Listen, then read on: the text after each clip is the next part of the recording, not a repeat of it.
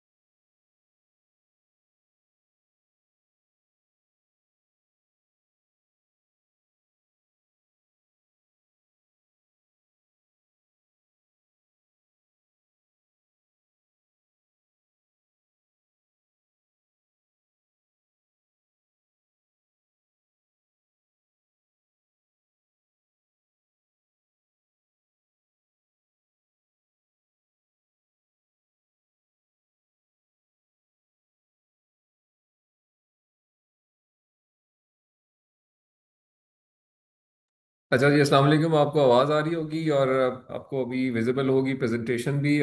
हमने अब जो बात हम कर रहे थे हम उस पर दोबारा आ जाते हैं। हम यहाँ पे थे कि एक रिसर्च प्रपोजल जो अब हमने सबने लिखना है by the end of this course, उसके अंदर आप introduction section, in my view आप टाइटल डिफाइन कर चुके हैं, आपने इंट्रोडक्शन सेक्शन लिख लिया है। लिटरेचर रिव्यू मैंने आपको टास्किंग लास्ट क्लास में दी थी, आज आपको मैंने बता भी दिया कि लिटरेचर रिव्यू कैसे लिखना है।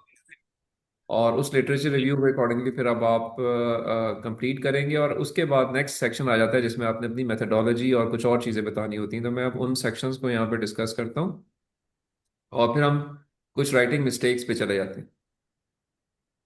सो okay, I hope there is no question from the introduction section, from the literature review section. कोई आपका इसमें अभी क्वेरी नहीं है। और अब हम आगे चल रहे हैं जिसमें हम बात करते हैं कि रिसर्च प्रपोजल के अंदर जो सेक्शन एक मेथडोलॉजी का होता है उसमें क्या होना चाहिए। ठीक है जी, ऐसे ही है मरियम। जी सर। अच्छा, देखिए जी, जी अब सर। आपने आपने अपना 15 से 20 रेफरेंस पेपर्स को डिस्कस कर लिया, उनको आपने इंट्रोडक्शन में भी सुटेबली इंक्लूड कर लिया, आपने लिटरेचर रिव्यू में डाल लिया, और मैं आपने अल्टीमेटली गैप्स भी निकाल लिए। अपने रिसर्च क्वेश्चंस और ऑब्जेक्टिव्स आप इंट्रोडक्शन सेक्शन में डिफाइन कर चुके हैं और गैप्स आप निकाल चुके हैं अपने लिटरेचर रिव्यू में। तो सब्सिक्वेंटली अब आप अपना मेथड बताते हैं कि जी मैं एक मेथड प्रपोज कर रहा हूँ उस प्रॉब्लम के हल के लिए जो मैं ऊपर बयान करता हुआ आ रहा हूँ। उस पे मैंने उस प्रॉब्लम के सिग्निफिकेंस को भी बता दिया है, उस प्रॉब्लम पे एग्जिस्टिंग सॉल्यूशंस भी बता दिए हैं। तो अब मैं समझता हूँ कि जी एक ये तरीका हो सकता है जिसकी ब्लॉक डायग्राम फिगर 1 है। The better way of giving the methodology is to always start with a block diagram of your proposed method. So you start with a block diagram and then give a small detail of various modules या blocks of that approach। कि जी पहला जो block है वो data collection का block है, दूसरा जो ब्लॉक है डाटा क्लीनिंग का ब्लॉक है, वो मैं इस तरीके से क्लीन करूंगा। चौथा तीसरा ब्लॉक जो है वो सैम्पलिंग का है, पॉपुलेशन साइज मेरी ये है तो मैं सैंपल इस साइज का लूंगा, उसकी वजह ये होगी। अगेन उनकी लॉजिक्स हैं वो आपके लिटरेचर रिव्यू से ड्रॉ होंगी, हर चीज़ आपकी लिटरेचर रिव्यू से वेरीफाई होगी कि आप एक सैंपल साइज ले रहे हो तो क्यों वो ले रहे हो, अगर आप एक पॉपुलेशन डिसाइड कर रहे हो तो क्यों डिसाइड कर रहे हो। तो हर चीज़ जो आप सेलेक्ट कर रहे हैं उसके पीछे उसका आंसर आपके लिटरेचर रिव्यू से निकलना चाहिए, क्योंकि जब क्वेश्चन किए जाएंगे आपसे तो वो आपने वहां पर रिलेट करने होंगे। एक फॉर्मल रिसर्च स्टूडेंट को कभी भी कोई बात ऐसे नहीं करनी चाहिए कि जी बस मेरी मर्जी मैं ऐसा कर रहा हूँ, ऐसा नहीं होता।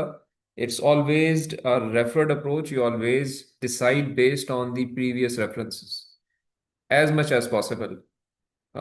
Yes there may be a possibility कि कोई ऐसा काम आप करने जा रहे होगे या जिस पे कोई एग्जाम्पल अवेलेबल नहीं है, लेकिन अगेन यहाँ पे आपके कान खड़े होने चाहिए। जब भी आपके पास जवाब ही आ रहा होगा जी किसी ने इस पे कोई काम नहीं किया हुआ, तो अल्टीमेटली वजह ये होती है कि आप खुद नालायक हैं और आपने उसमें अभी तक ठीक तरीके से सर्च नहीं की। तो अगर आप अच्छी सर्च करेंगे तो आपको वो एस्पेक्ट भी मिल जाएगा जो आप नहीं मिल पा रहा आपको। तो मैं जो कहना चाह रहा हूँ वो ये है कि every decision is based on previous implementation, previous experience. A researcher never decide or say कि I am doing it for the first time. It is practically impossible that you are doing it for the first time. Everything has been done in depth by thousands of researchers, much more than what you are trying to do. So never think that you are doing for the first time. It is definitely a wrong perception whenever it comes to your mind that I'm doing it for the first time. The reason is that you have not searched it in the right way. So improve your searching skills. You will get that thing जो आपको अभी तक नहीं मिली।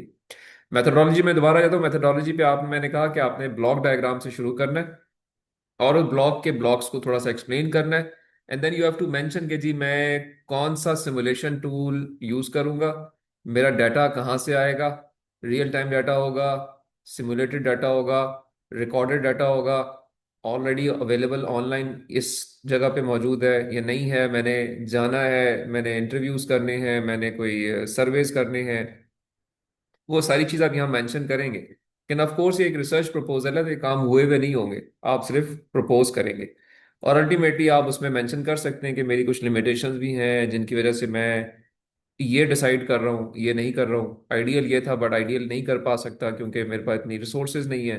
सो इस तरह की बातें करके अपने आप मेथड को जस्टिफाई करेंगे कि मैं आप एक खास मेथड पे क्यों आ रहे हैं। So my point is again, this methodology section is not very large. It's a short section. Largest section of a research proposal is your literature review section because in fact that is the homework which you do, and based on that homework you decide about a methodology. So methodology is a short section which sort of introduces your method because you have yet not implemented it. So इसमें आप बात करें बिल्कुल 1 से 1.5 2 page के ऊपर इसको भी आप लेके जा सकते हैं। और इसमें जो फोकस होगा वो आपके मेथडोलॉजी के डिफरेंट पार्ट्स के ऊपर होगा और उसके डाटा के ऊपर होगा और उसके टूल्स के ऊपर होगा। 3 चीजें होती हैं।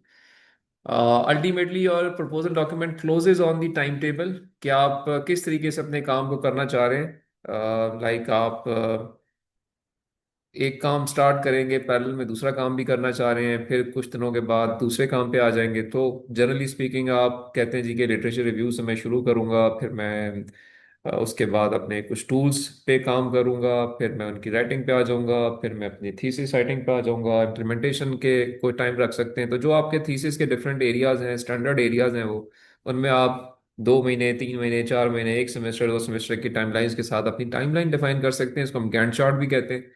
तो गैंट चार्ट आप बनाते हैं अपने प्रपोजल डॉक्यूमेंट में and then it is followed by the references जिसमें आपने टोटल रेफरेंसेस मेंशन करने हैं। जो कि रूल ऑफ थंब मैंने आपको बताया कि लिटरेचर जो आपका जो होता है प्रपोजल डॉक्यूमेंट उसके अंदर तकरीबन 20 प्लस माइनस रेफरेंसेस होते हैं जो कि आप मेंशन करते हैं। They are good enough. So ये पूरी डॉक्यूमेंट अंदाजन बनती है 15 से 20 पेजेस की, not more than 15 pages, around 15 plus minus pages होते हैं इसके अंदर इंक्लूडिंग एवरीथिंग। तो ये सारे सेक्शंस हैं जो कि रिसर्च प्रपोजल के परस्पेक्टिव से हैं, जो यहाँ पे मेंशन भी हैं। और मैंने उनको आपको एक एक्सप्लेनेशन भी दे दी है कि वो किस तरीके से होंगे। कोई शक शुबा है तो मुझे बताइए। मैंने इनमें आपको जो टास्किंग अब की है, जो अब आपके पास इसके लिए 2 वीक्स होंगे। एक वीक जो है वो ये वीक है और एक इसके बाद नेक्स्ट वीक भी होगा। नेक्स्ट वीक की क्लास की जगह मैंने आज क्लास रखी हुई थी, तो ये नेक्स्ट वीक में जो हमारी क्लास है वो नहीं होगी। और ये 2 वीक्स में आपने अपना इंट्रोडक्शन सेक्शन को भी इम्प्रूव करना है एज पर दी टॉट क्लास टीचिंग, और अकॉर्डिंगली आपने लिटरेचर रिव्यू भी लिखना है। मैथडोलॉजी फिलहाल अभी मैंने आपसे नहीं लिखवाई, वो हम बाद में देखेंगे once these 2 sections are with me and they are checked onto the plagiarism software and you are given the feedback, then you will move on to the next sections जिसमें methodology, timelines और अगर कोई और चीज़ आप लिखना चाहें तो वो आप मेंशन करेंगे। बट जो ये सेक्शंस हैं इनमें इंट्रोडक्शन और लिटरेचर रिव्यू में आपके रेफरेंसेस सारे के सारे कवर हो जाएंगे, तो रेफरेंस सेक्शन भी इसमें होना चाहिए as per the standard referencing standard, either of the two, either author-date system or IEEE style, and using the automated tools which you have been taught in the last class, either use Zotero or use the Mendeley और and note what ever you feel like, और इसको आप लिखेंगे standard MS word 365 पे या overleaf पे, और PDF document मुझसे आप शेयर करेंगे। कोई शक शुबा जी इसके अंदर है तो आप पूछ सकते हैं अभी।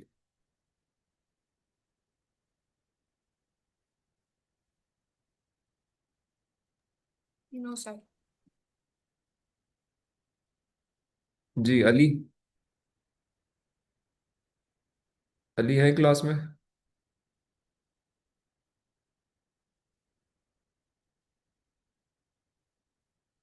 @ वाले भाई कौन है? जी सर। आप अली हैं? सर अली बात कर रहे हैं सर। अच्छा, चले, अपना नाम चेंज कर लिया था आपने, इसलिए मैंने उसको चेंज करके हु एम आई लिख दिया है।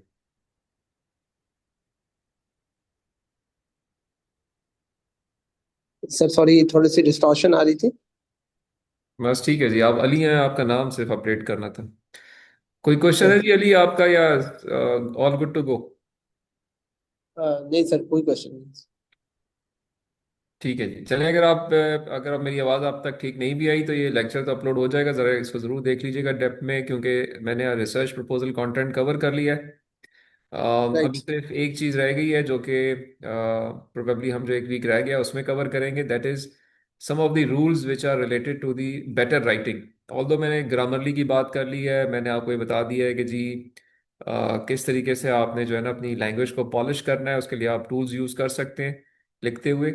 बट ये कि कुछ और जनरल अंडरस्टैंडिंग्स हैं जो कि हमें पता होनी चाहिए, उनमें से भी कुछ मैंने बता दी। मैंने आपको कहा कि जी you should write in passive voice, you should write in the present tense, no past tense or future tense। Grammarly को यूज़ करें for improvement of language. Polish करने के लिए आप लार्ज लैंग्वेज मॉडल्स यूज़ करें, वो आपकी चॉइस है। आप क्लाउड इस्तेमाल करते हो, आप चैट GPT इस्तेमाल करते हो, आप डीप सीक इस्तेमाल करते हो, वो आप अपनी मर्जी से, ग्रॉक को इस्तेमाल करते हो, कुछ भी आप इस्तेमाल करें। लेकिन अगेन, शैलो नॉलेज ना हो, आप पढ़ें समझें और आपसे सवाल किया जाए तो आप जवाब दे सकें, ये मकसद है।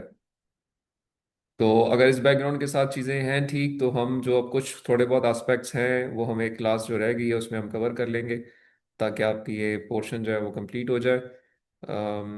This is all about my side from this class. अभी हम सिर्फ जो प्रेजेंटेशंस रह गई हैं उनको लेंगे, और बाकी लोग जो हैं अगर वो they would like to leave they can leave. और इंशाल्लाह we will meet in the class जो कि आपकी होगी अब एज पर द डेट। मैंने बताया कि जी अब आपकी जो क्लास है फर्स्ट फर्स्ट अगस्त वाली, जी बिल्कुल। 1 अगस्त की क्लास जो है वो आज हमने ले ली है। तो 8 अगस्त को जो हमारी क्लास है वो इंशाल्लाह हम 8 अगस्त को लेंगे। तो उसमें इंशाल्लाह आपसे मुलाकात होगी। और आपके पास ये आज से लेके एक वीक 1 अगस्त तक है, यानी 7 अगस्त तक आपने मुझे दो चीज़ें, या कहेंगे रिसर्च प्रपोजल डॉक्यूमेंट में ही दो सेक्शंस कंप्लीट करके देने हैं। एक इंट्रोडक्शन, एक literature review along with the references, which जिसकी फीडबैक मैं 8 को आपसे शेयर भी करूंगा और उसको हम डिस्कस भी करेंगे। माय पॉइंट इज अगेन कि छापा नहीं होना चाहिए, आपकी एफर्ट होनी चाहिए। और बिल्कुल यूज़ करें tools, they are appreciated, but जहाँ जहाँ पे टूल आप यूज़ कर रहे हैं रेफर करें, और अपनी अकल ज़रूर इस्तेमाल करें, और उसको उस लिहाज से ज़रूर टेलर करें जो हमने प्लेजरिज्म में बात की थी कि किस तरीके से प्लेजरिज्म को आप अवॉइड कर सकते हैं। ठीक है जी। जी सर। ओके जी, सो अब जो लोग सबील हैं और एक हारिस हैं, वो अपनी प्रेजेंटेशन शेयर करना चाहेंगे तो मैं उनको अलाउ करता हूँ।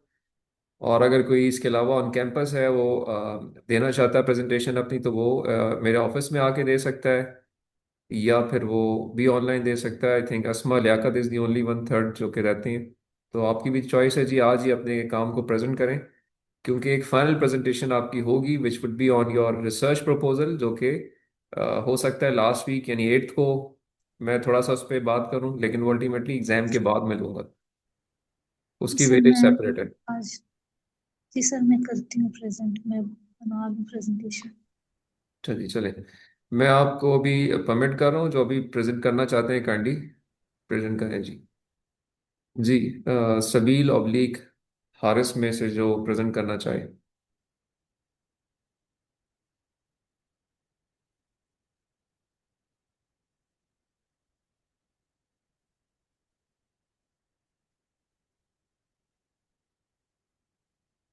बिल्कुल sir.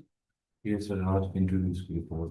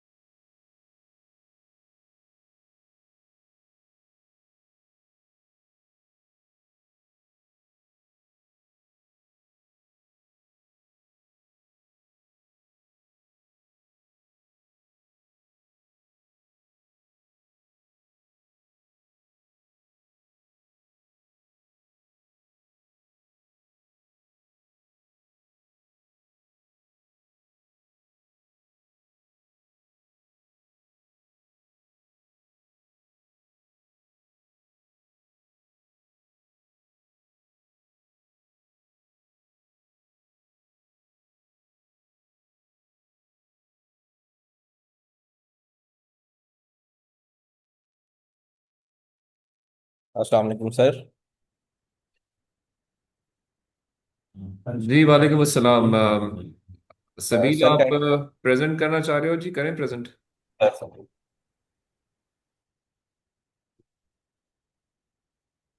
Sir topic for my presentation is the role of project managers leadership skills in organizational success sir.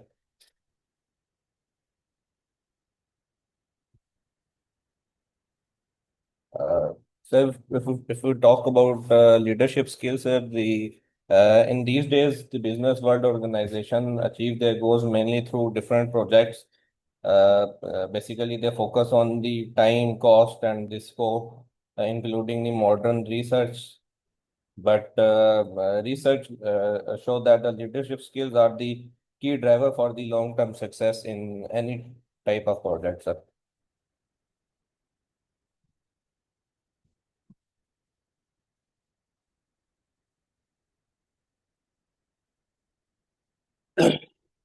Sir, the main idea of my research is that the project leadership contact organization strategy with actual project execution. Basically, the leader or the strong leader, they basically build the team coordination in the project.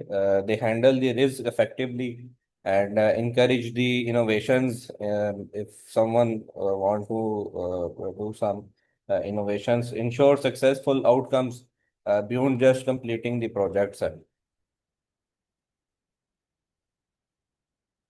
And coming to the key leadership competencies impacting organization success, uh, the transformational leadership inspires the team by linking their work to organizational goals. Then come the emotional intelligence.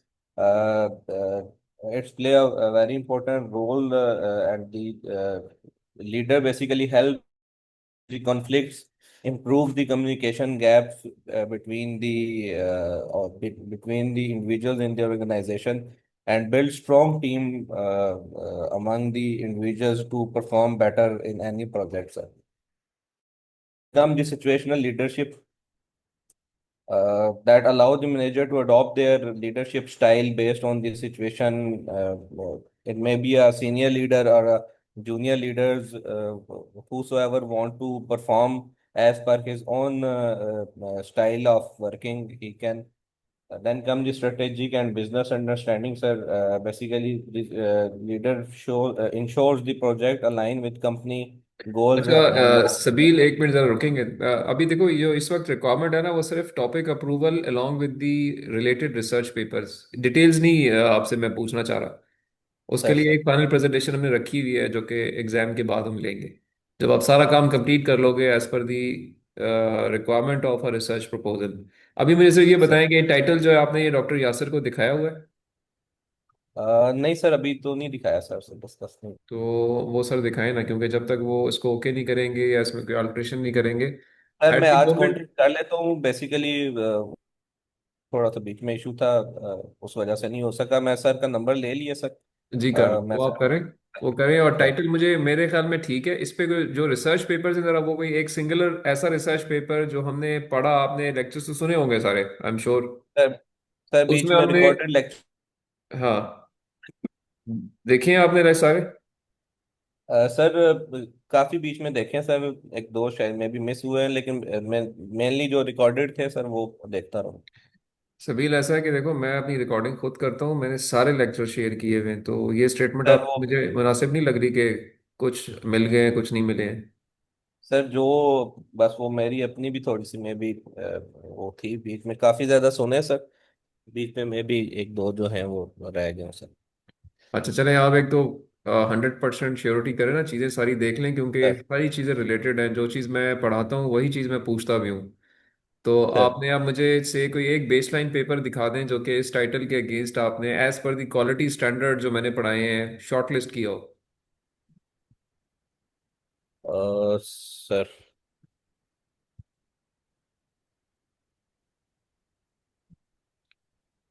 आप thesis करना चाह रहे हो, non thesis पे पढ़ोगे?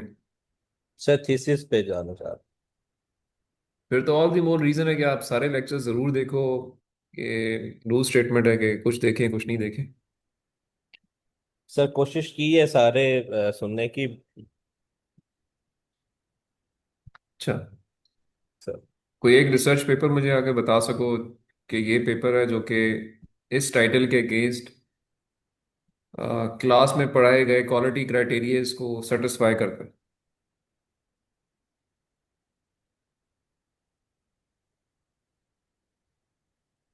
Question kindly समझ नहीं आया सर, काइंडली रिपीट करेंगे क्वेश्चन ये सर। है कि कोई एक बेसलाइन पेपर आप मुझे इंडिकेट कर सकते हो जो आप इस टाइटल के अगेंस्ट पढ़ोगे और इम्प्लीमेंट करोगे, जो कि क्लास में पढ़ाए गए क्वालिटी क्राइटेरिया को भी सेटिस्फाई करता है। रिसर्च पेपर का एक क्वालिटी क्राइटेरिया मैंने पढ़ा है, वो आपने पढ़ा था लेक्चर्स में या नहीं देखा अभी तक? सर काइंडली नहीं देखा।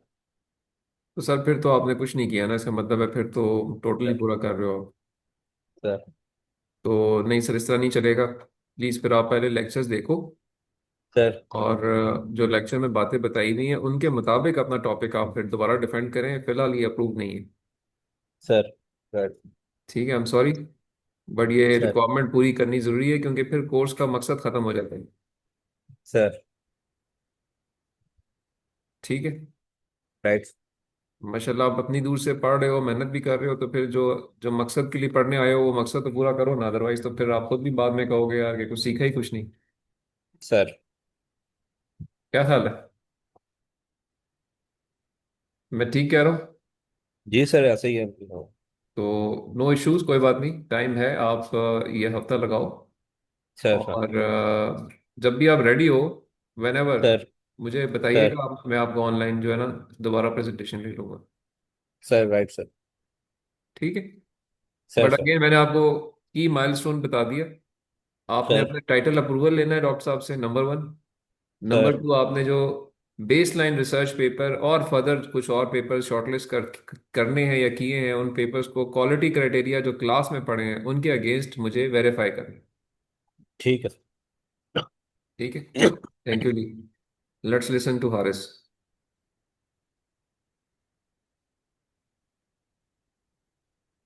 चलिए डॉक्टर, बाद में मेकअप क्लास से कीजिए।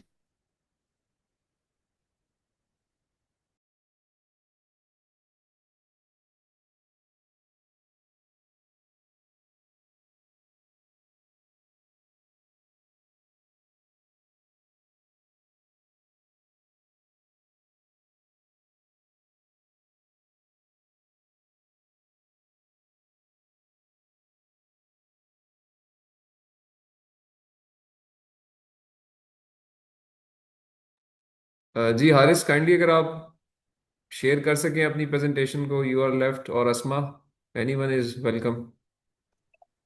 अस्सलाम वालेकुम सर। अस्सलाम वालेकुम अस्सलाम।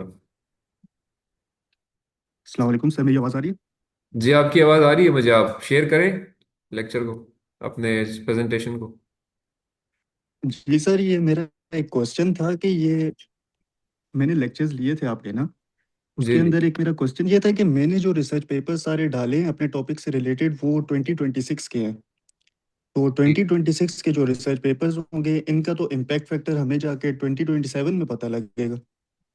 हाँ नहीं, ऐसा नहीं है हारिस, रिसर्च पेपर्स का तो इम्पैक्ट फैक्टर नहीं मतलब होता। हम ये 2026 वाले पेपर से किस तरह हम डिसाइड कर सकते हैं कि अच्छा नहीं, फिर आपने गौर से अगेन चीज़ें नहीं सुनी। मेरी आवाज़ आ रही जी है आपको?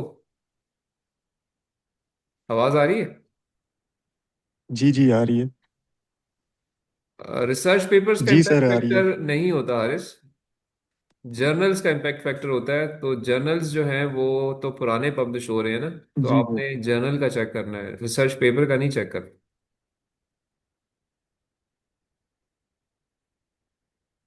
अच्छा सही है सर।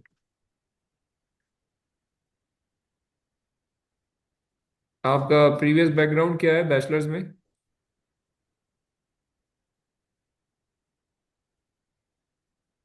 बैचलर्स में सर मैंने एलएलबी किया हुआ है। एलएलबी किया हुआ है, अच्छा। और अच्छा, फिर थोड़ा सा आपका वो बैकग्राउंड इस तरह का नहीं है, तो ये वजह भी बन रही है कि आप चीज़ें लिंक नहीं कर पा रहे। बट लेक्चर को दो तीन दफ़ा देखो अगर समझ नहीं आ रही आप।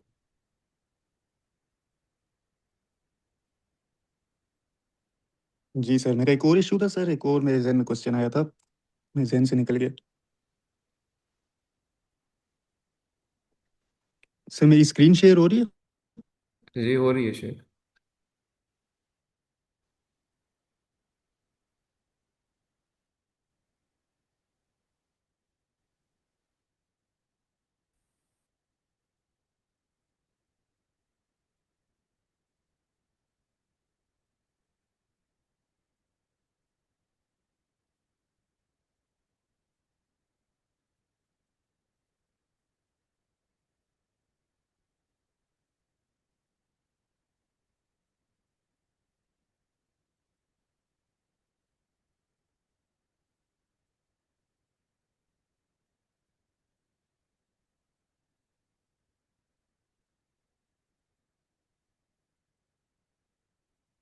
ये इंटरव्यू में कल कॉल पे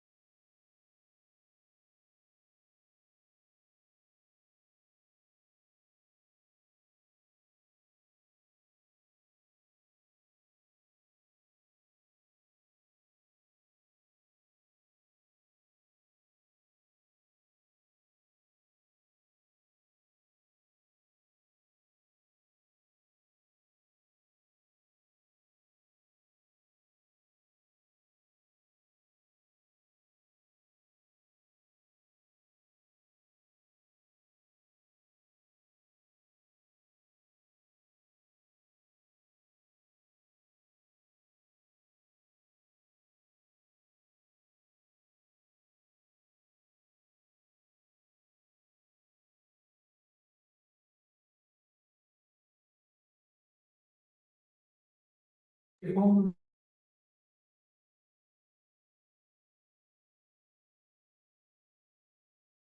में वो काफी कुछ नहीं।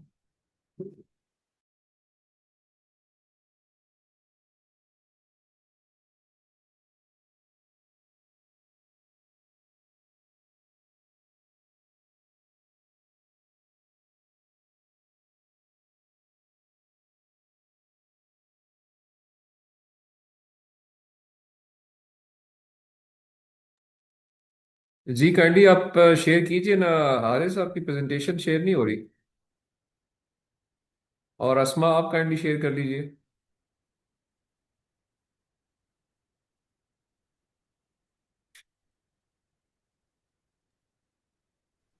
सर मैंने आपसे एक बात पूछी थी। हाँ जी बताइए। पता है कि ये जो स्टूडेंट है जितना सबील है अस्मा है इन्होंने है तो इनको शीट में ऐड करना है या जब टॉपिक आपके थ्रू अप्रूव होगा ऐड करेंगे। किनकी बात कर रही है? सर ये अस्मा की और सबील की।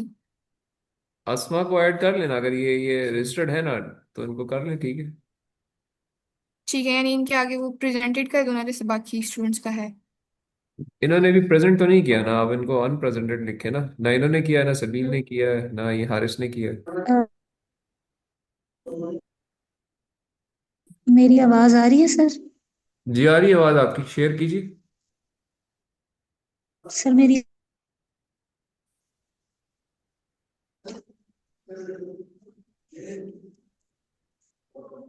प्रेजेंटेशन शेयर करें ना आप। सर मैं फोन पे अभी बना रही 5 मिनट्स और। अच्छा चले फिर ऐसा किए मैडम, आप फिर जब कर लेना काम अपना तो उस टाइम पे मुझे इंडिकेट कीजिएगा, ऑनलाइन आपसे प्रेजेंटेशन उस टाइम पे ले लेंगे, but try to finish in जी दिस सर। वीक। तो आज कल में इसको फाइनल कीजिए। सर मैं बस अभी बना रही हूँ सर, मैं लैपटॉप में बस अभी बना रही तो देखिए मैं अभी इतना मेरे पास टाइम नहीं है कि मैं आपका वेट करूं कि आप प्रेजेंटेशन बनाएंगी हूँ और सर। फिर। सिर्फ सर बस 5 मिनट, ऑलमोस्ट बस 5 मिनट दे दें। चले मैं सेशन एंड कर रहा हूँ, तो देखते हैं बाद में क्या आप करते हैं। कल जो एक स्टूडेंट थे यस सर। अफाक उन्होंने जो अपनी प्रेजेंटेशन दी थी जिनके नेट का इशू था तो आपने उनको कहा था कि वॉइस मेल कर दें तो उनका क्या ऐड करना है कि उनका टॉपिक अप्रूव उनका प्रेजेंटेड। टॉपिक प्रेजेंटेड नहीं है, उनको मैंने बताया कि वो दोबारा सेलेक्ट करेंगे नया टॉपिक और फिर प्रेजेंट करेंगे। ठीक है सर।